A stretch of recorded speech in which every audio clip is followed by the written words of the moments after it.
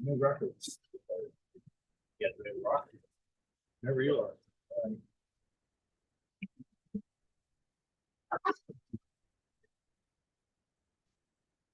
Good morning, members of the Transportation Policy Committee. This meeting is now called to order. For those around the table, please turn on your microphone when speaking. For those participating via Zoom, please state your name when making a comment or asking a question. The MAG public comment process allows members of the public to comment on items that fall under MAG's jurisdiction. If you would like to comment at today's meeting, please complete the request to speak form. MAG staff can assist you with any questions you may have. If you parked in the garage, parking validators are available on the information table in the hallway. If you purchased a transit ticket to come to the meeting, please see staff for a ticket. Hearing assisted devices are available from MAG staff. We will now begin the meeting with a roll call of all members. Thank you, Mr. Chair and members. I will go down the list of members alphabetically. Please unmute and indicate if you are present. David Barry, Councilmember Butler, Jen Daniels, here. Thank you. Doug DeCluson.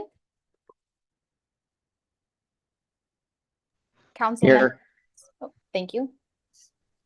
Here. Edwards. Mayor Gallego. Here. Thank you. Mayor Giles. Here. Thank you. John Graham. Mayor Hall. Councilmember Littlefield. Councilmember Manfredi. Roy Miller. Here. Thank you. Chair Osborne. Present. Thank you. Tyler Pace. Mayor Peterson. Here. Thank you. Mark Reardon. Here. Thank you. Supervisor Sellers. Here. Thank you. Councilmember Stewart. Here. Thank you. Councilmember Stipp. Present. Thank you. Mayor Wires. I'm here. Thank you. Mayor Wise. Here. Thank you. Mayor Wheatley. Here. Thank you. Mayor Woods. Yeah. Is there anyone that I missed? Mr. Chair, we have quorum. Okay, thank you very much. Item number 2 is the Pledge of Allegiance. Would you please join me for the Pledge of Allegiance? I pledge allegiance to the flag of the United States of America and to the republic for which it stands, one nation under God, indivisible, with liberty and justice for all. Thank you. Before we proceed to the next item, I'd like to welcome the newest member appointed to the Transportation Policy Committee, Chairman and CEO of Sunbelt Holdings, John Graham. As a longtime member of the Valley Partnership, John was appointed by Speaker Toma to fulfill the unexpired term of Cheryl Lombard. Welcome, John, to the Transportation Policy Committee, and thank you for your service to our region. Did he make it on the Yeah, call? I'm sorry, Deb, unless Okay, it gets them great. on, and thank you very much. I want to make sure you heard that. I did. Thank you very much. I appreciate it. Welcome aboard, John. Thank you. All right, call to the audience is number 3. Our next item is call to the audience. This is the opportunity for the public to comment on items that fall under MAG's jurisdiction that are not on the agenda. Informational items or items on the agenda for discussion and not for action. 15 minutes will be provided for the call to the audience unless the chair requests an exception to this limit. I have not received any request to speak for call to the audience. Do we have any that I've not received up here yet? No. Okay. All right. MAG also provides the opportunity for members of the public to submit written comments via the MAG website.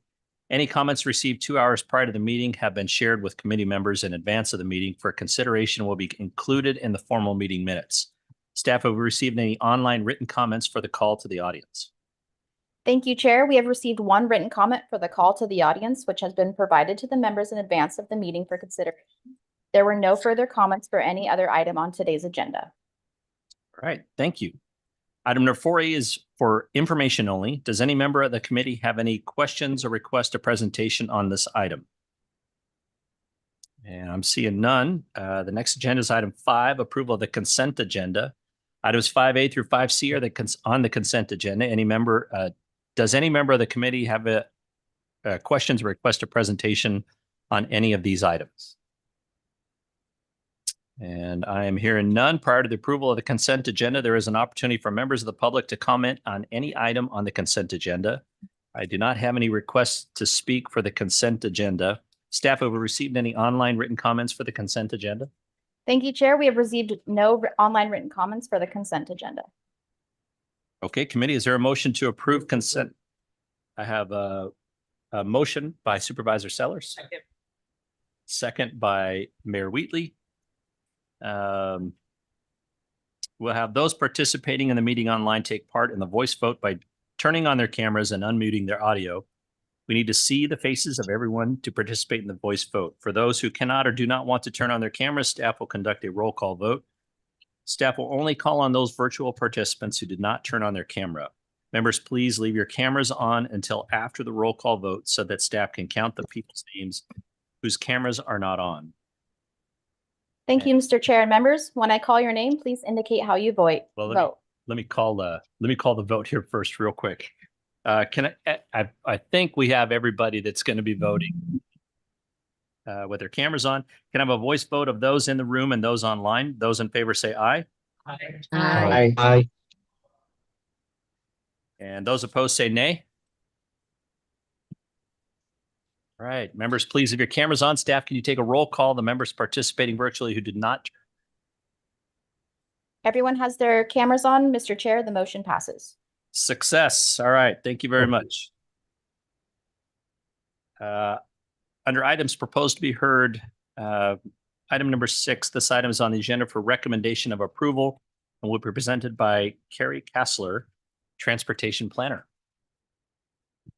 Thank you, Mr. Chair, and hello, members of TPC. Today, I will be presenting on the fiscal year Arterial Life Cycle Program Federal Fund Advancement. So this process was approved by MAG Regional Council in October of last year. As you may know, federal funds are on a use or lose basis, and therefore this provides an opportunity for agencies to bring federal funds back into the ALCP from the unfunded portion, also known as Phase 5. All projects in Fed Fund Advancement must be federally eligible and able to obligate in the current fiscal year. Now I'm going to give some background on some milestones in the ALCP Phase 5 funding. So first, in 2003, the Regional Transportation Plan was approved, which led to the Prop 400 passage in 2004. Phase 5 did not yet exist, so the balance was a 0.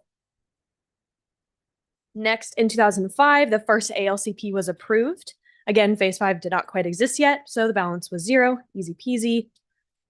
Next, due to the Great Recession, a rebalance was needed, and it moved $22.4 million out of the program, and a Phase 5 was then created, becoming the unfunded portion of the ALCP. Due to ongoing revenue concerns and stagnation, an additional rebalance was needed, changing the total amount in the unfunded to just under $200 million. Fast forward 9 years and improved financial circumstances, we were able to bring back $100 million into the ALCP in a 20 balance. And we're currently in this position again to bring more money back into the program with this effort. Requests for applications were sent out to member agencies in the ALCP on February 1st, and we received 3 requests by the March deadline. I want to quickly take a moment to thank the member agencies and the staff for their assistance in this effort. Their responsiveness with this process was what made it possible for us to bring this item across the finish line. So there were 3 requests that came in from City of Chandler, City of Phoenix, and City of Scottsdale, and I'll just give a super brief overview of each project. The first is City of Chandler, Chandler Heights, Gilbert to Val Vista. This is anticipated to obligate in May of 2024. Improvements include widening from 1 lane to 2 lane, among other things, and the request was for $1.2 million. Next is City of Phoenix. This is for their project at Happy Valley Road, 35th Ave to 67th Ave, with an anticipated obligation date of May or June of 2024. Several improvements will be made to this roadway, and the request is for $6.5 million. And finally, Scottsdale's project is Scottsdale Road, Joe Max to Dixoletta. This is an anticipated obligation date of May 2024 with several improvements, including construction of 4-lane street, medians, bike lanes, and more. This also includes a new roundabout at Dynamite funded by ADOT as part of the HSIP program. This is a request for $13 million. More information for each project can be found in the agenda packet. Mr. Chair and members of TPC, the action requested is up on the screen. Thank you for your attention. I'm happy to take any questions. Okay, thank you, Carrie. Do any members have any questions or comments? And I am seeing none. Prior Chair to voting- Wardborn, if I Yeah, could just, yes, sir. I just say, if this is approved, you are taking a vote to improve roadway capacity. Contrary to things we're hearing, this is 100% improvement in capacity and safety and throughput of traffic. So I think it's always good to know that. So not a diet. Got it. Yeah, it's like a banquet, a food banquet. Well said, Mayor Giles. Okay, prior to voting, there is an opportunity for members of the public to comment. I've received no requests for this agenda. Staff, have received any online written comments for this agenda item? Thank you, Mr. Chair. We have received no online written comments for this agenda item.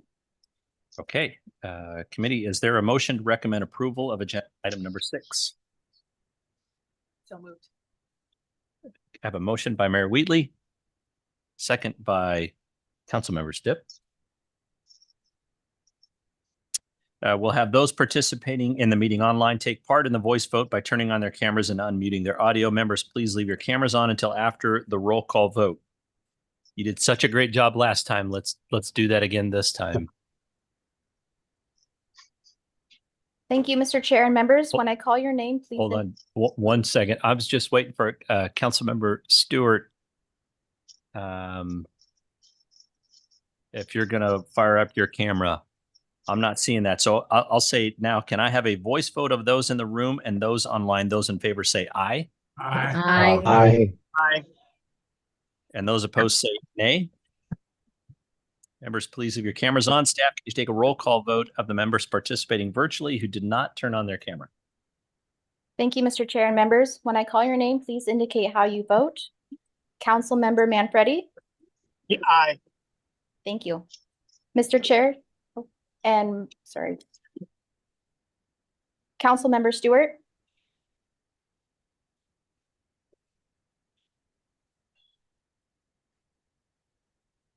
Mayor Wise? Aye. Mr. Chair, the motion passes. Okay, excellent. Thank you. Item number 7 is a Freeway Lifecycle Program minor improvements funding request for State Route 51 and Loop 101 Pima Freeway System Interchange Ramps. This item is on the agenda for recommendation of approval and will be presented by Quinn Castro, Transportation Engineer. Thank you, Chair. So quickly, Freeway Lifecycle Program is the management tool for the implementation of freeway and highway projects that are funded through Prop 400. It includes funding for minor improvements on our regional freeway system. So last May 2023, the Regional Council approved our fiscal year 2024 Freeway Lifecycle Program, which included $5 million for minor improvements in fiscal year 2024. So this agenda item represents a request to allocate $4.392 million from fiscal year 2024 funding for improvements to the State Route 51 and Loop 101 system interchange ramps. In 2023, the Arizona Department of Transportation initiated a study of the Loop 101 and State Route 51 interchange, specifically around eastbound Loop 101 to southbound 51 ramps, your east to south ramp, and the northbound 51 to westbound Loop 101 ramp, your northwest ramp. These ramps experience severe congestion, which is expected to increase as the surrounding areas continue to develop and grow. The ADOT study helped identify and evaluate feasible alternatives for both operational and capacity improvements. The study team began work with an existing conditions analysis. So that looked at current crash data, traffic analysis, and a recent restripe of the north to west ramp. So here is the study area, location relative to the rest of the system. In the top right corner here, you'll see a specific highlighting of the ramp movement that were studied. The crash data obtained from ADOT was for a 5-year period from July to June of 2023 for the whole area of the 101, 2 miles east and west of the State Route 51 interchange, as well as State Route 51 from U5 north to State Route 101.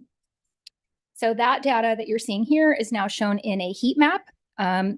This is the crashes in the study area, and the brighter the color, so that bright yellow that you're seeing, the greater number of crashes. The data showed specifically that the crashes along Loop 101 are primarily side swipes and rear ends. As noted in the study from ADOT, these crash types indicate high congestion near.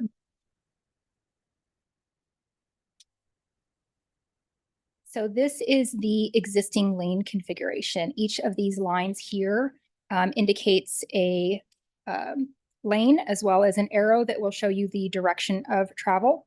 The highlighted orange here are our areas of interest. Again, that north to west ramp and the east to south ramp. If you drive this interchange on a regular basis, the left picture will look very familiar to you. There is a lot of congestion in the area, and that is from somebody that drives this on a regular. But just for backup, on the right, you'll see pictures from ADOT's traffic cameras indicating the level of congestion that you will see regularly in the afternoon. In that bottom right-hand corner, it's obscured a little bit, but you can see the queuing on the south to east ramp itself. So now here's the data to back up that congestion. Earlier, I mentioned there was a 2021 restripe of the northwest ramp from a single lane to a dual lane ramp. That restripe created an additional lane, providing an optional exit lane from Cave Creek Road TI. And so now there's a 2-lane exit. This has largely addressed the congestion that was identified with our study, and therefore the focus of the study is now the east to south ramp. So starting on the right hand of our screen in 2019, this is the congestion delay that was in February of 2019. And then after the restripe, here is that same congestion on the ramp in 2024. Moving to the left-hand side of our screen, same 2-week period of February 2019. Here's some of that congestion that's growing there. And then from this year, 2024, more congestion. So that's what we're looking to address with this project. So the study looked at the north to west ramp, recommended improvements. There was a restripe in 2021. So that's this lane here. The study then identified the need to convert the east to south ramp from one lane to accommodate the traffic in 2050 at an acceptable level of service. So based on our future conditions analysis and an alternative screening process, this build alternative is recommended, and accordingly, a $4.392 million represents the cost to implement those improvements. If approved, construction is anticipated in fiscal year 2025. So with that, Chair, members of TPC, the action requested today is to recommend approval to program $4.392 million from the Freeway Lifecycle Program minor improvements allocation to the State Route 51 Loop 101 system interchange ramps. Okay, thank you, Quinn. Any members have any comments, questions? Move approval. Okay. I wasn't sure if you were going for a comment, question, or not. We have Mayor Geigo, who has moved for approval. Councilmember Stipp, who has seconded that. Or do you have a? Sure. Okay, I'm just putting words in your mouth up here. Councilmember Stipp. That's fine. I'm not here for much longer. But it's not related to this. It's related kind of conceptually to how we're studying all of these freeway interchanges. And I realize it's relatively new, but the 202 to I-10 north to west is a 4-mile backup easy every day during the week. Is that in the plan to be studied here in the future? Because I'm looking at this going, that's only a mile. That's not really a big deal. But when you look at the other one, it is horrendous. And the speeds at which people approach that stop traffic is also pretty horrendous, and nothing we can do about that. But what's the plan to study that? Mr. Chairman, members of the TPC, great question. If you recall back from, I think a month or two ago, I don't, that's Wang, fine. Wang Zhang from our team gave a presentation on one of the new bottlenecks, and that was actually a new bottleneck that has since formed, fairly recent, obviously, with the opening of 202 South Mountain. So certainly that is on our list. Part of the activities that we do here at MAG is on a routine basis, look around the freeway system, look at the bottlenecks. I think this is a great illustration of a fairly small amount of funding in a relative scale and the good it can do. And so certainly the 202 South Mountain I-10 interchange is on our list to study. I think part of the challenge we have, quite frankly, is that I-10 West is over, and there's a lot of traffic in I-10, and that really illustrates the need. The long-term solution, we know what that long-term solution is, which is the State Route 30, but certainly we will be looking at the 202 I-10 interchange in the near future. It obviously takes a year to study, and then it takes probably a year to get it on the books, and then a year to study. So we're at least 3 years out. So I'm just hopeful that we don't do a lot of little ones and forget about the big one Certainly. in moving that forward. But I think this project is great for those very reasons. So thank you. Thank you. Thank you, Councilmember Stipp. I'd second that. We had talked a little bit about this in the prep meeting.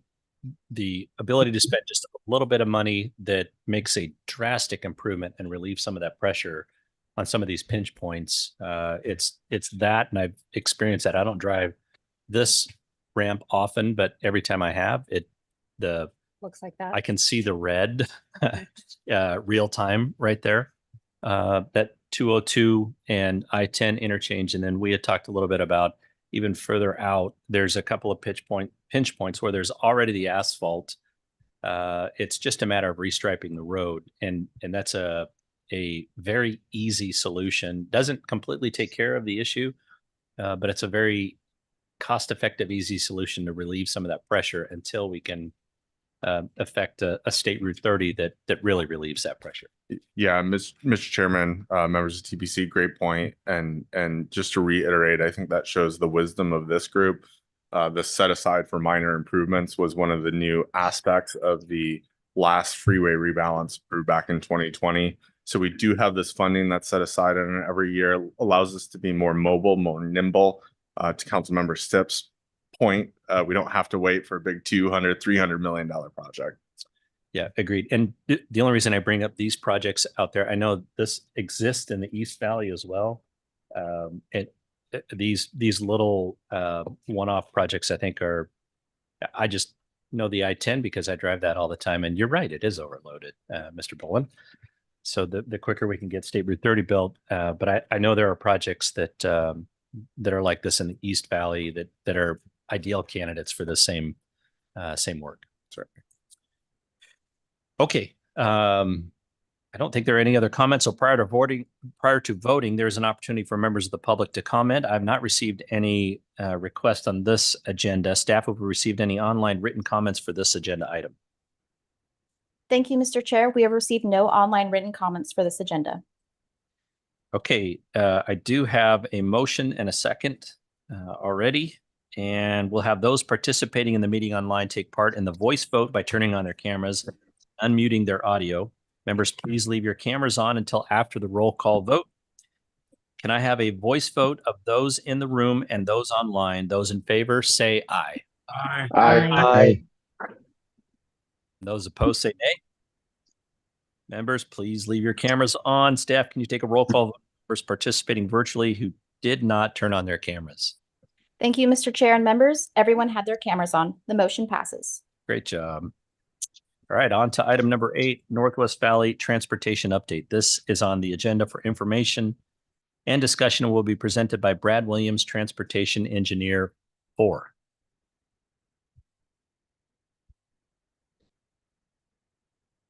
Thank you, Mr. Chairman, members of the committee. This is the first in a short series of updates, transportation updates in various geographic areas of the region. This one focuses on the Northwest Valley. And the area begins at the interchange of Loop 303 and Grand Avenue, US 60, and goes north and west of that point. this is an area that didn't have much population back in 2010, less than 5,000 people.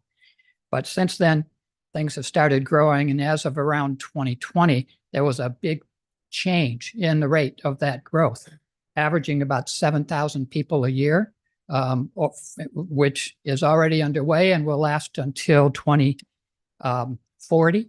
And by 2050, we'll be only a year or two away from having 250,000 people in this area. To get a sense of what this looks like, we have these dot diagrams. Each dot is 15 people. So 100 dots is 1,500 people, 1,000 dots is 15,000 people. And what we see is between 2010 and 2020, there was a little bit of growth, but by 2030, it's a lot more. And by the time we get to 2050, we have an area that's dense in density, is very much like the area that you see around the 101 at the south, the bottom right-hand area of this. Now, needless to say, that creates some traffic congestion, and we have some serious congestion at the intersection of Grand Avenue with 163rd Avenue and the interchange itself.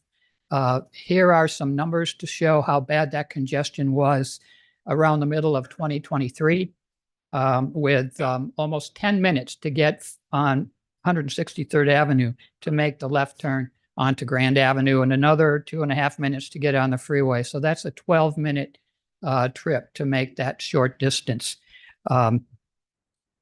We can visualize what that looks like.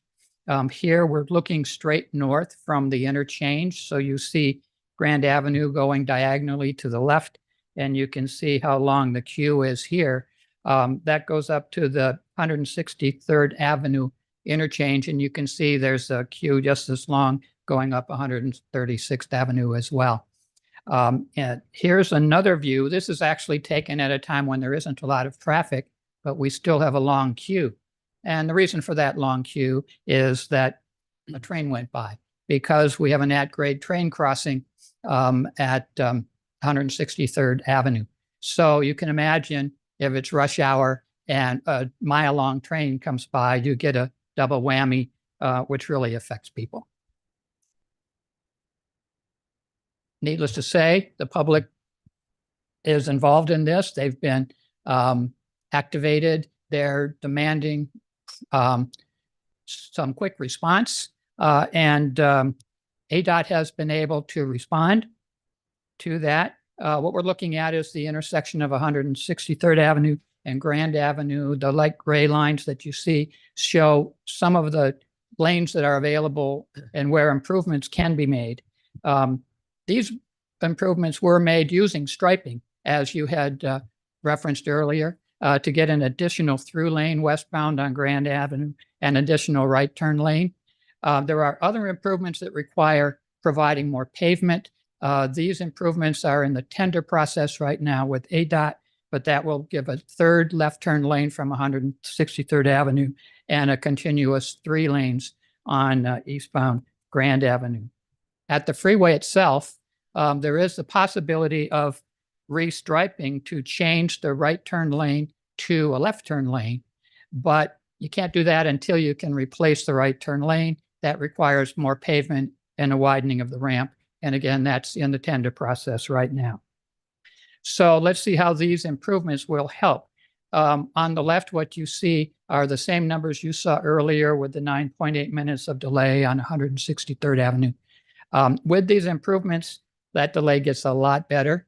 At the freeway itself, the improvement isn't as great. But the interesting thing is by 2030, which is a little more than 5 years from today, things get even worse than they were in 2023.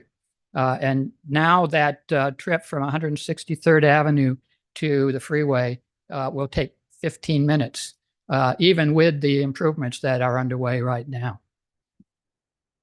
So we know that there are going to be a need for more improvements given the rate of growth that we have. Now, let's look at why this area is being hit so hard. What you're looking at here is where we have freeways on the 303. You can see at the bottom, we have the interchange with Grand Avenue. Then we have one at El Mirage, but that one doesn't serve the north. It only has the road going to the south. And then there are three very closely spaced interchanges at that point going to the north and the east. So that tells us that the eastern portion of this area has really good access to the 303 freeway. That will get better with the extension of El Mirage Road, which is currently in design, which will provide even more access to that area. But what about the people who are west of that black arrow? What options do they have? They really have only one option, and that's to go to the interchange with the 303 along Grand Avenue. And it's not just for people getting on the freeway. It's for anyone who wants to get in the central portion of the region. This is the only way they have to get there. So this is why the congestion is so great and why there's a need to do something. We do have projects underway. I've already mentioned the near-term improvements, which are in tender at the moment. The El Mirage Road extension, which provide access in the eastern portion. But there's also a new interchange that's being studied, which will be somewhere between Grand Avenue and El Mirage. We don't know exactly where that will be yet, but there is a scoping study that has just begun, and that study will make a decision.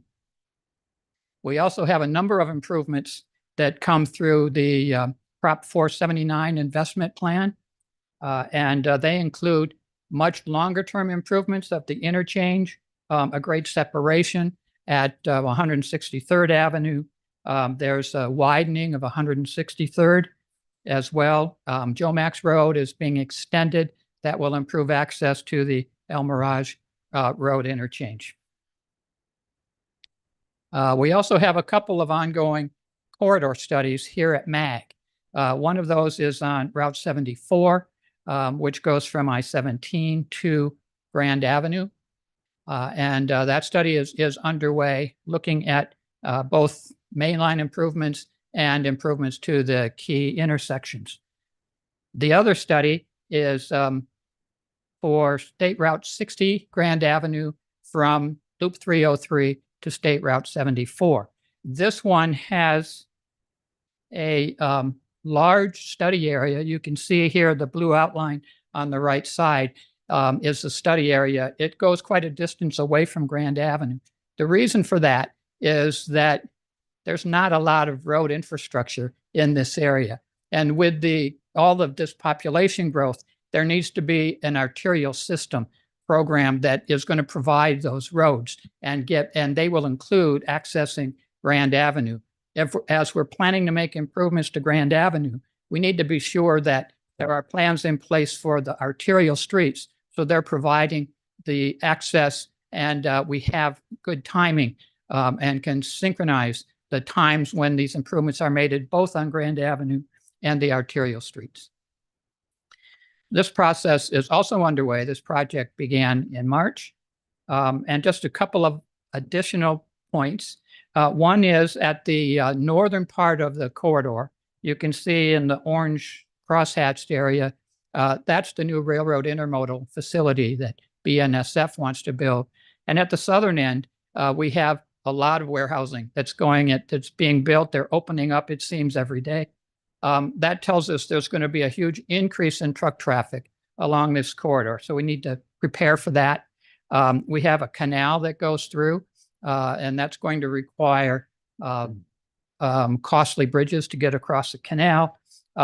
Luke Air Force Base has an auxiliary area in the southwest of the study area. That's going to be an impediment for building roads and even for residential and other development. So we have some key takeaways from this. A lot of words on this slide. I'm sorry for that, but let's go through them quickly. The growth has resulted in severe congestion, and we've seen that. The near-term improvements help, but are not the full solution. We need more. And there are improvements in the 479 investment plan to do that.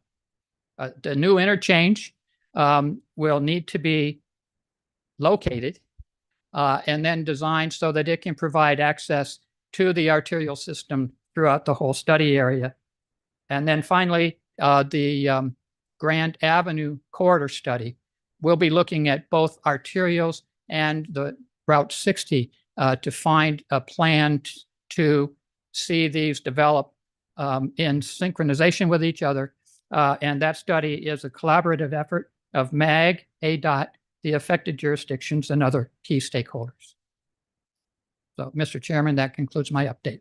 And Mr. Chair, if I could just add a couple things. One, I want to thank Mayor Hall and his city manager, Bob Wingenroth, because they saw this coming and they got a hold of us early. And then John Bullen was able to get in a room with the ADOT engineers, Bob and his staff from Surprise. They rolled up their sleeves and they came up with some of these paint on the pavement interim solutions that have given a lot of relief. And actually, we probably should let Mayor Hall make this whole presentation because he's lived it moment to moment. But it's a good illustration of where you and your communities are experiencing what feel like, insurmountable transportation problems. We are able to bring some resources in a short term to deal with that. So again, I speak highly of what happened with the city of Surprise. They reached out, they invited us to a public meeting. We were able to help give some assurance, I think, to the residents that we're coming and talking. But of course, we all know that the ultimate solution to this is 3 numbers, 479. That's where the long-term solution comes for this. And I think in the next couple of months, you've asked us to go through kind of around the valley with different areas that are like this. And we'll see the same, you're going to hear the same theme, which is there's some things we can do in the short term with our resources we have now. But after 2025, the resources have to come from 479 to be able to do the longer term. Right. Yep. Mayor Hall, do you want to speak? Do you know anything about this, Mayor Hall? A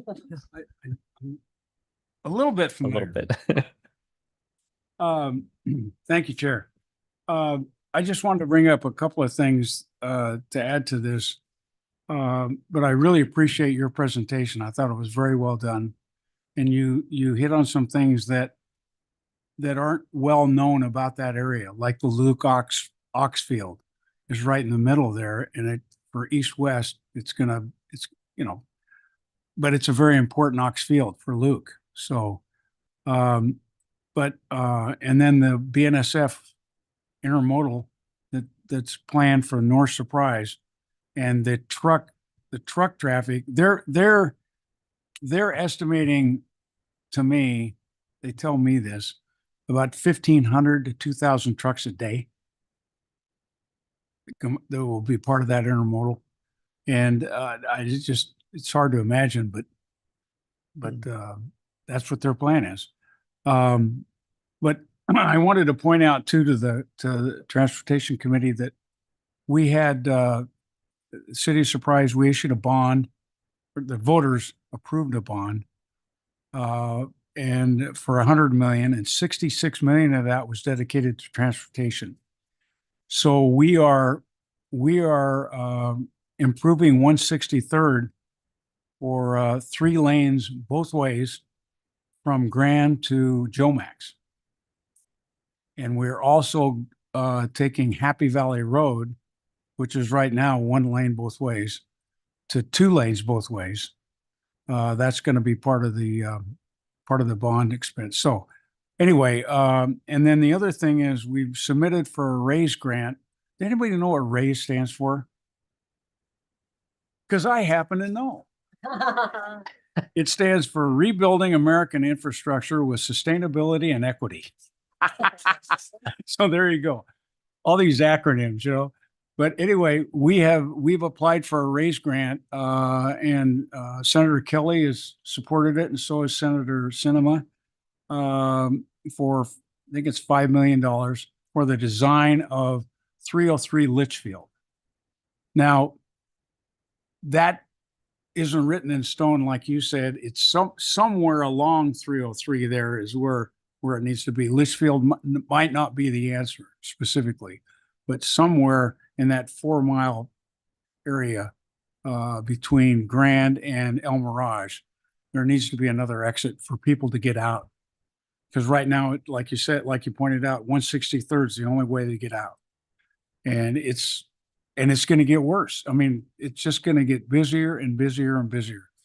There's over 20,000 lots that are entitled in that area. Okay.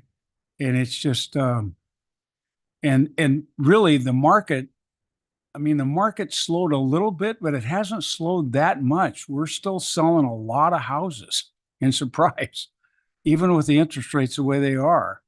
Builders are buying down rates, et cetera, and people are moving. They're still moving to Arizona for one, and then they find Surprise. And we are affordable, quote unquote, compared to other cities, and in the north area. So we get a lot, the TSMC, when they come in and get fully operational, it's going to put a lot of pressure on residential and Surprise. It's only 20 minutes to TSMC from Surprise. So, and then with the BNSF going in out north, that's also going to put pressure on housing out there. So we've got the lots, they're paper lots, they're entitled. So builders are going to be coming and building there for many years. And so I think now is we have got to get ahead of this, you guys, really. And I really appreciate you focusing on the Northwest Valley, because we have dinners in the West Valley with all the mayors once a month, and they get tired of me talking about this, really. And but it's a real issue, and it's not going to get any better. So I would appreciate any help that MAG, or we are also very involved with the legislators in the area, Frank Carroll, David Livingston. I met with Corbone last week, and I met with two of the other representatives out there. And I didn't meet with Austin Smith. I'm glad I didn't meet with him. But anyway, hopefully he survives. I don't know if he's going to survive. But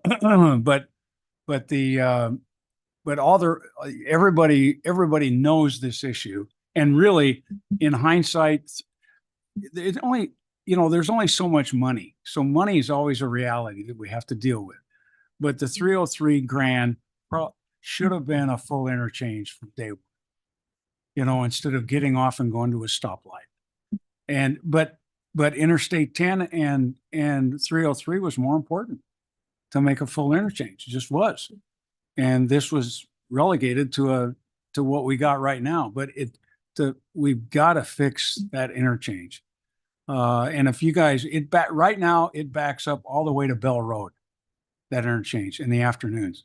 If you've ever been out to Surprise at that time, and that's a long way. It's 2 miles to Bell Road, and cars back up all the way.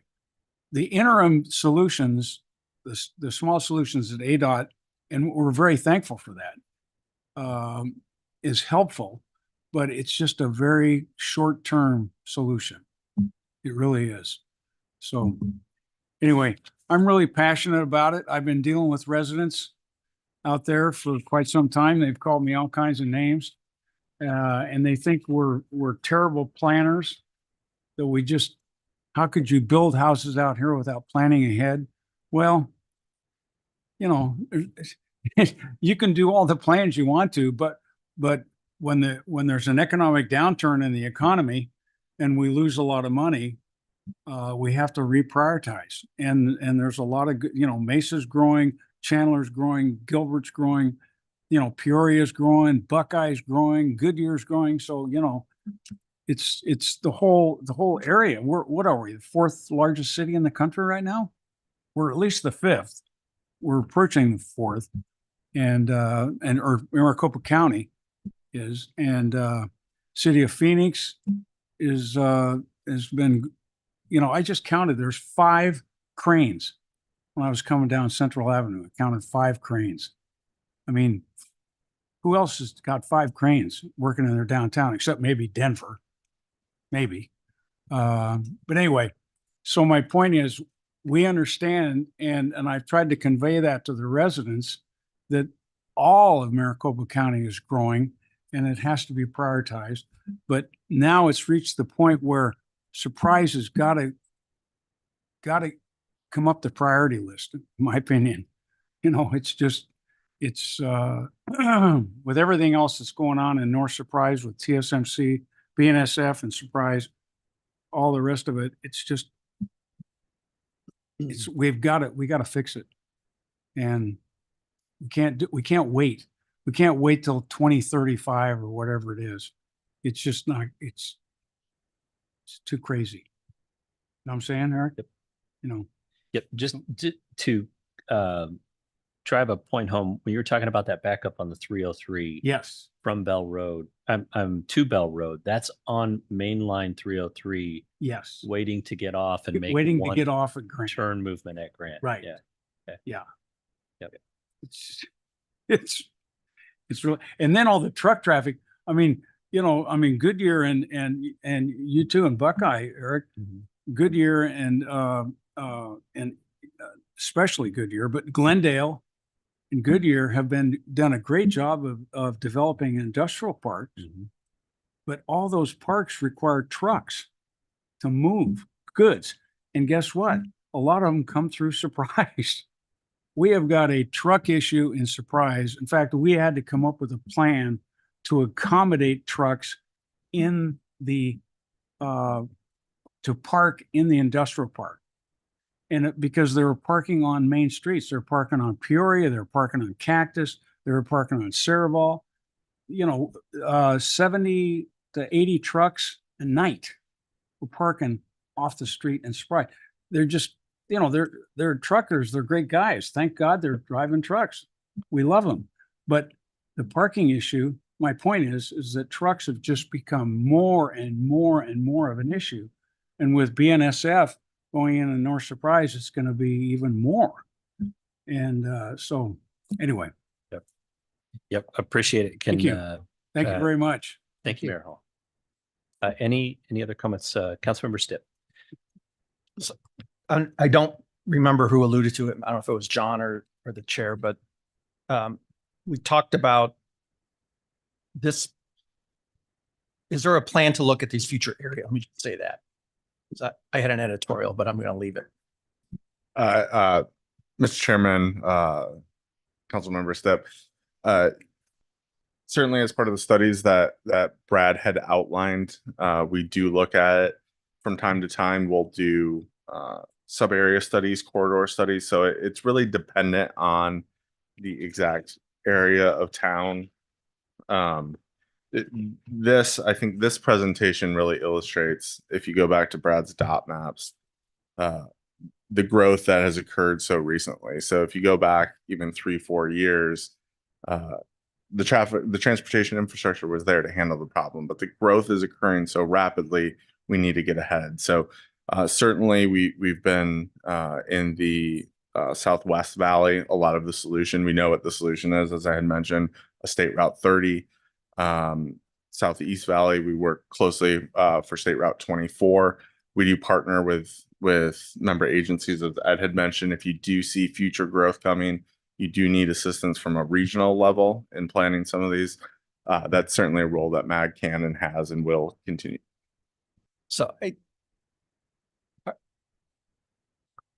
trying not to be frustrated by that, because I share the mayor's frustration with the length of time.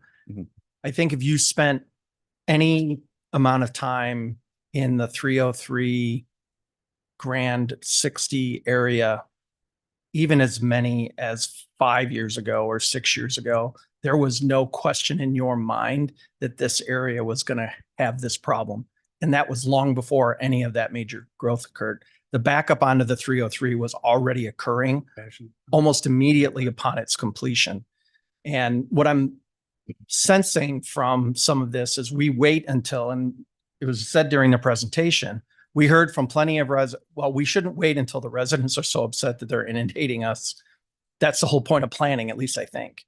So I'm looking at this and I'm thinking to myself, where else in the valley is this going to happen, or is it already happening? And I'm thinking about Queen Creek. I'm thinking I certainly know about what's going on in Buckeye and what's going on in our own city, but I'm thinking elsewhere in the region. TSMC is going to be, that whole region is going to be hit, and we're already ahead of many of the planning for TSMC, but the rail yard and some of these other things are creating what I think we know today are going to be problems.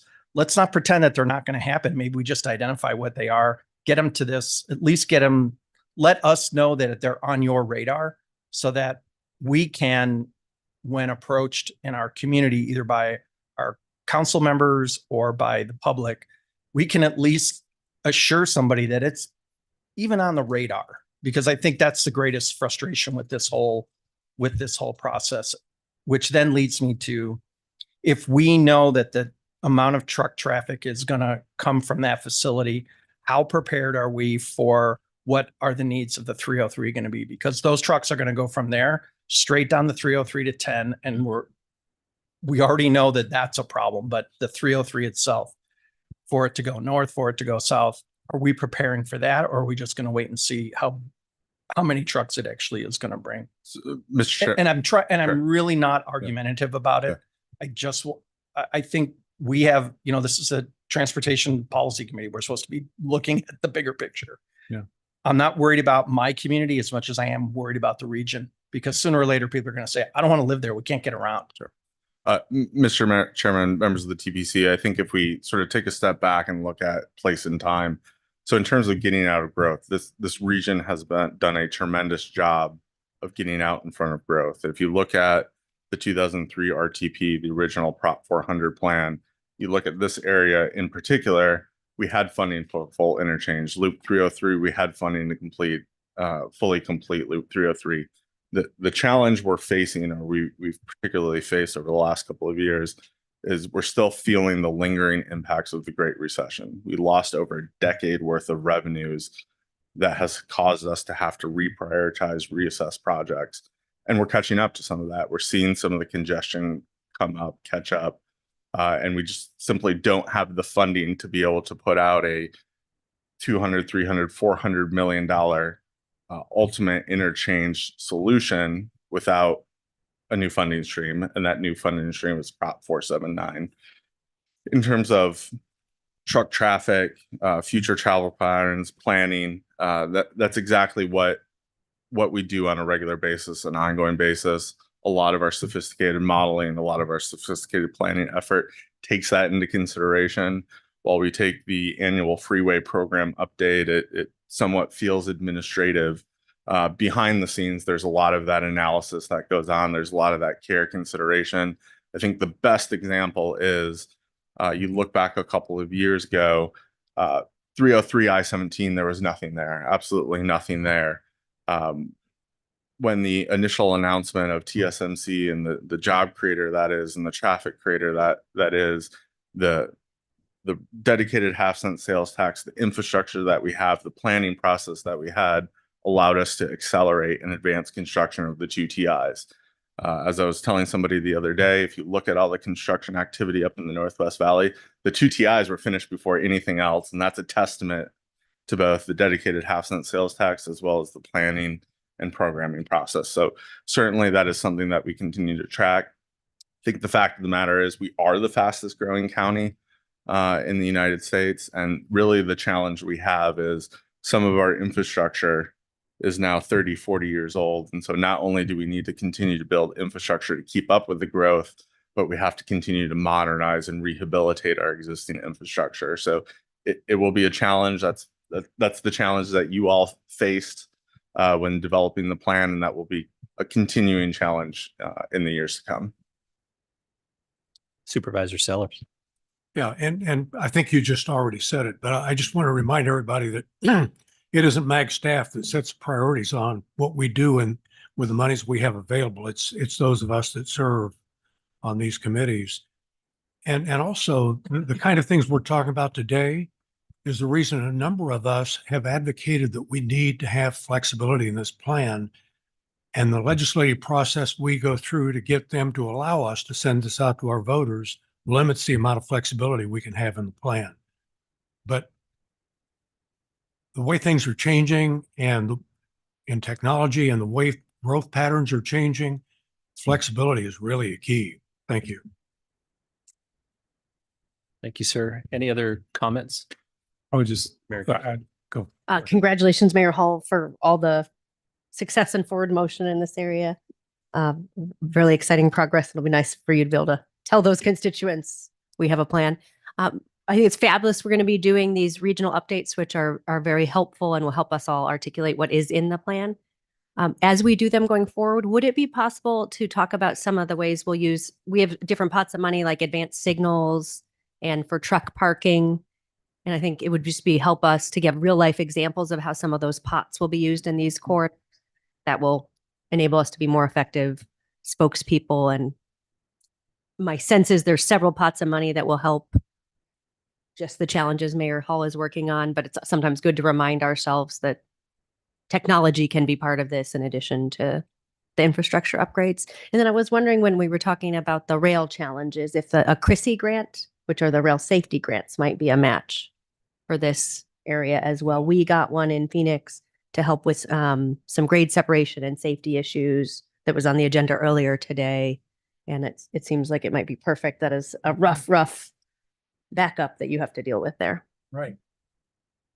Yeah, because it is becoming a public safety issue. And, you know what it costs to build a fire station and what it costs to staff them. But we got a brand new fire station out there, but it's tough for them to respond in a mutual aid situation, getting out of 163rd onto Grant. It's just, it's just tough. And so, when you have a stroke or a heart attack, minutes mean a lot. Yeah.